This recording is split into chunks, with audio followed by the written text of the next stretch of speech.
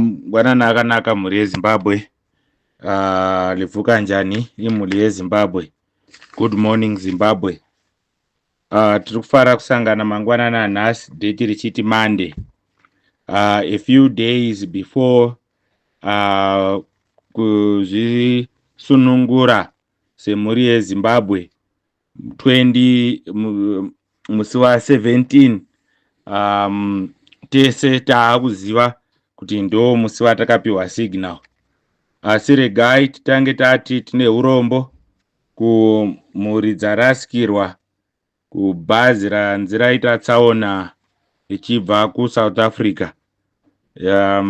Information iri kuuya iri kuti about 40 people wafira patsaona iyoyo. Saka chizochekai hama moona kuti wachiri wapenyu here. Kana vari wapenyu zvimwe vanenge vachida rubatsiro nekukurumidza vobatsirwa wakwanise kupindawo muZimbabwe itsva iri kuuya musi wechishanu. We are our own liberators. That's the message from Commander Geza. This statement is in line with the spirit mediums Mbuya Nehanda kufa vachitaura shuwa tora gidi uzvitonge. Nenhau yekuti vakanga vaona kuti munhu kana aine power anonetsa. Izvezvi taifungidzira kuti Smith zvaaiwe mutorwa kana Tane wedu zvichava nyore. Izvezvi Mnangagwa wacho is now even worse than Smith. Saka toteerera that command kuti we are our own liberators. 17 October tiri clear ipapo tese kuRobert Mugabe Square kunosunungura nyika yeZimbabwe yasungirirwa naMnangagwa nezvigananda. Izvo hatitye kuzvitaura nenhau yekuti taimbofungidzira kuti zvigananda chete, asi tine umbowo hwepaiudzwa Mnangagwa kuti adhile nezvigananda achiramba achizviprotecta. So zvakatipa nhungamiro yekuti vari kushandidzana wese, so all of them they must go. Ichi chibvumirano chatakaita semhuri yeZimbabwe. Main agenda is to push Mnangagwa out of power. Impeachment is imminent. Chete ndo zvakatarisana ne17 October. Kana Mnangagwa aenda, then the people will be in charge. Toisa leadership yatinoda. Wana Commander Geza, wana General Chiwenga and other commanders watisingakwanisi kudoma nemazita will be the mediators of the people's agenda. Saka tiri kufamba nawo murevolution, tiri kutsigirana nawo on this people's agenda. Isu pano tinoti it's a people's agenda, and a people's agenda must exclude no one. Nguva yatiri tafanana nevanhu vaenda panhamo, tese tiine zvakatiremera. Ndo mukana wekuchema, hapana anokubvunza kuti uri kuchemei. Ashata ndeanotiudzira kuti chemai makadai. Wamwe tiri kuchema kushaya mabasa, wamwe tiri kuchemera mapoor salaries atiri kuwana, wamwe vari kuchemera sarudzo dzakabirwa 2023. Tese tiri kuchema endi tiri kunochemera paRobert Mugabe Square. Saka ikona uzobvunza vanhu kuti wewe uri pano uri kuchemerei. Tinazvo zvekuchemera zvakawanda. Isu ngatingozive chete kuti izuva redu rekuchema. Saka 17 October handei tinochema takawanda. Avo vari kupusha ma-individual names kuti vana nhingi panyanga to divert the people's agenda. Ignore them.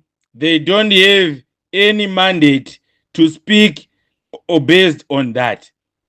Tinofanirwa kupanana musiyano wekuva a supporter nekuva a commander. Kana wasarudza kuva a supporter, don't give command to the people. Chingotsigira vanhu vauri kutsigira ikoko makanyarara, then we will never have problems with the people within the revolution. Ukatanga kupa ma-commands are biased in a revolution, you are disturbing the people's agenda. Tinoti pasi nazvo. That's not what Commander Geza said. Zvekutaura kuti mazita ningi ndiye achapinda, ningi ndiye akadai. Commander Geza never mentioned anything to do with that. Zvino divider one. Let's respect the command and focus on the people's agenda. Vamwe vanoti it's a ZANU-PF term, saka it's obvious anofanirwa kupinda kana Zimbabwe, vana veZimbabwe vaita final push ndiani, ndiningi. Izvo zvekupinda I don't know kuti munozviwana kupi. Isisu pano sevatungamiriri vekurevolution takakuudzai kuti revolution haisi yekupinza vanhu mabasa, ndeyekubvisa mbavha nesystem yeumbavha. On top of that, ZANU-PF never got a mandate in 2023. The elections were rigged. Saka don't mislead the people based on mandate. We know our leaders in this revolution. Kana ma leaders iwavo abva kuZANU-PF, it's not by mandate, it's by merit. Vana veZimbabwe vanenge vati shamwari nenhau yekuti watimiririra patanga tatambudzwa nezvigananda, ukanzwa kuchema kwedu ukaenda in the forefront uchimira nezwi revanhu veZimbabwe, saka chimbobatawo wakadai. That will be a decision from the people of Zimbabwe and nowhere else. Saka ngati mirei kudivide vanhu with unfounded principles. We know our leaders. That's why muri kuona kuti we are listening to the signal. We know where to get the signal from. The good thing is the signal was both in English and in Shona. Saka isisu takainzwa signal yakauyawo nerurimi rwamai takainzwa, so no subtractions, no additions ipapo. Fast forward, matambudziko atakatarisana nawo munyika matambudziko mahombe. They backdate to 1980. So no political party or an individual can solve mutoro atakatarisana nawo as a country yeZimbabwe. Ukauya nepolitical party uchiti isisu tinozvikwanisa, iyo kazanu ine masystem ese nemamillions nemamembers anokwanisa kutengera kana maarmy commanders ese more than 100 motikari, vachisara vasina kubroka, but economy yeZimbabwe waitadza. So we need to have this clear understanding yemushandira pamwe kuti matambudziko atanawo akuda kuti vanhu vaite mushandira pamwe because akacreatwa over a long period of time. It's time to unite and create an inclusive platform of governance which exclude no one. Pakatanga kutadza Mnangagwa kutungamira nyika yeZimbabwe, we never complained. We gave them options. Kuti vakomana madii mabatana nevamwe mabatsirana kutonga nyika iyi. Nyika inotongwa nevamwe, hautongi wega.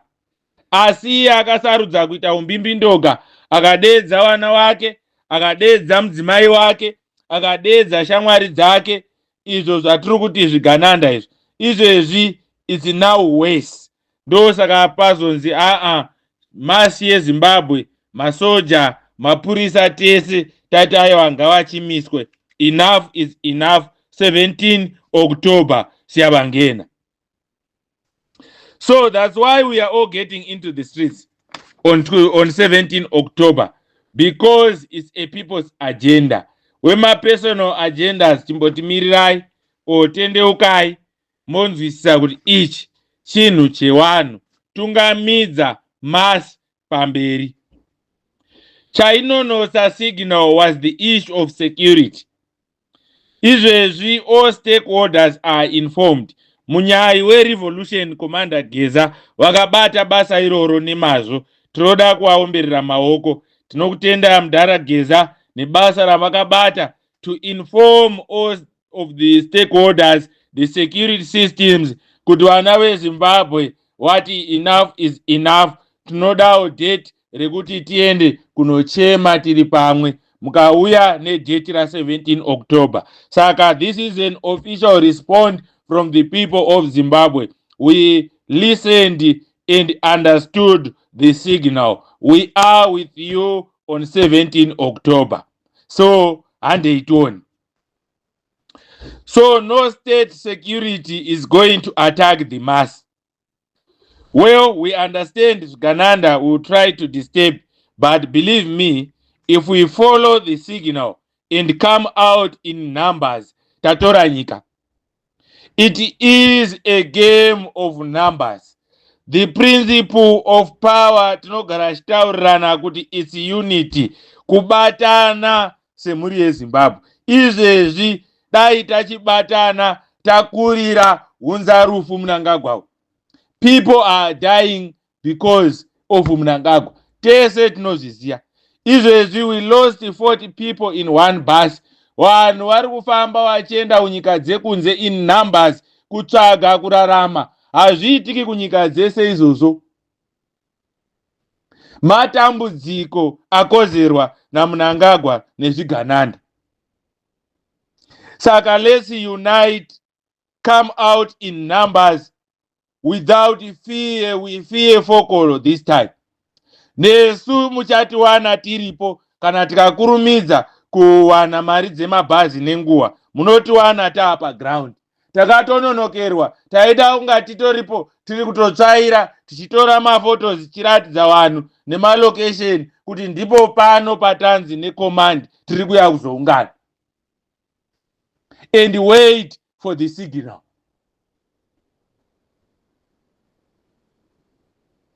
Saka tese vari padhuze ngatifanei kugadzirira. Vari munzvimbo vane mari dzemabhazi ngatifanei kufamba. Wasinawo hazvinei, munotsigirawo revolution nekuspreada the word nekupa message kune vese vari kufanirwa kuti shoko iri risvike kwavari.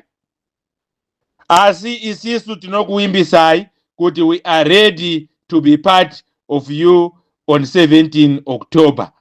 Mukatoona tatadza kusvika, maybe tinenge taita matransport challenges, but not kuti tinotya Mnangagwa. We don't fear him.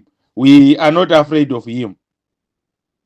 We are going to be peaceful, but with the full potential of being violent. So tichapinda muHarare nerunyararo.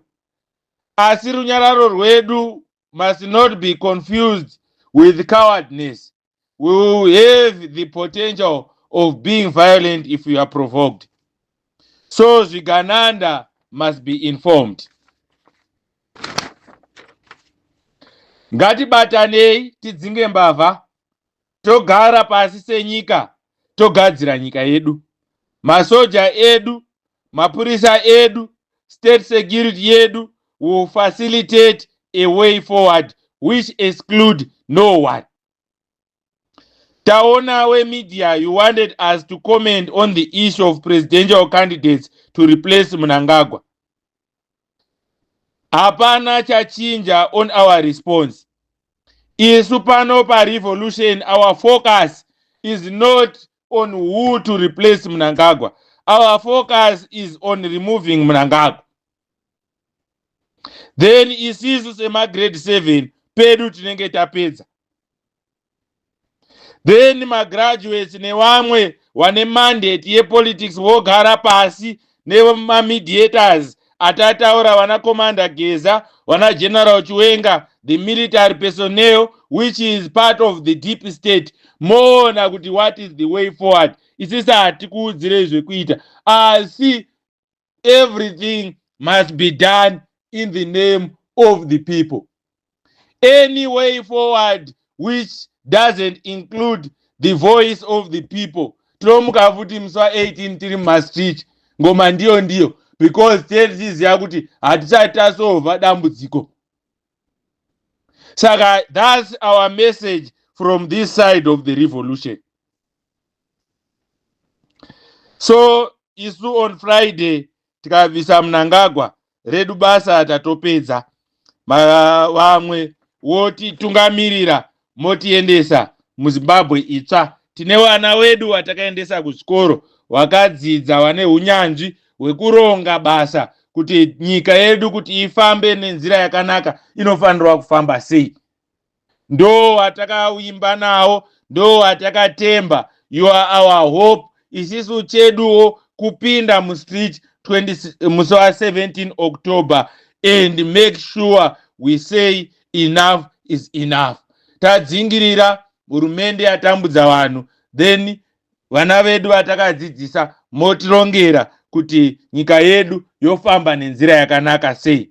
Saka pamberi nekubatana, pamberi neunit of purpose, pano patasvika wekumachechi ndo vanenge vakuimba vakuti hatidzokeri shure.